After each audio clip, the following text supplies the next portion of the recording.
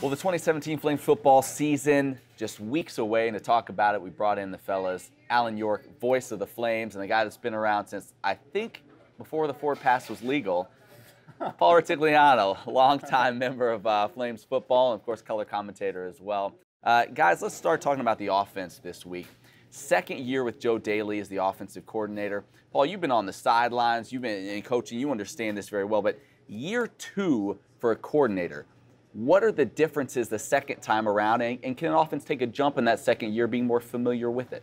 The biggest thing that comes to mind is familiarity with your group, with your staff, and knowing that comfort zone. And now I've talked about this on the radio, but he's got to see progression from Stephen Calvert this second year. He played 10 games last year.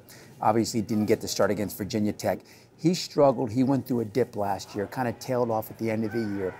But that's my biggest thing right there, is his relationship with the quarterback, how well those two are integrated. Joe's been one that he's been a big fan of Buckshot even since he started recruiting him, and we've heard a lot about him.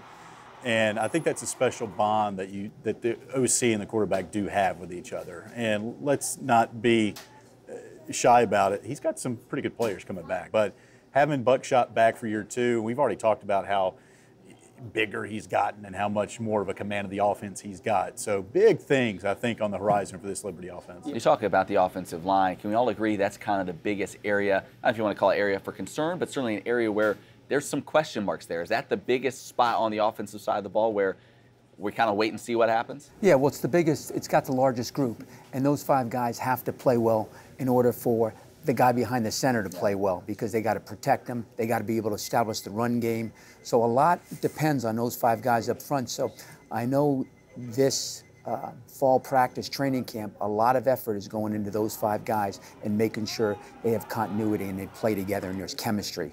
I think so too. Aaron Stam, just following him the last 6 years, he's the perfect guy for that group. You see him during the games and during practices. He wants to get dirty and grimy like that group. So I think it's a great fit to have him move from where he was with some of the skill positions to the interior of that offensive line. It's going to be, I think, a really match made in heaven for them. Finally, biggest breakout candidate on the offensive side of the football. We've talked so much about Buckshot, but who do you guys see as a guy that could break out this year?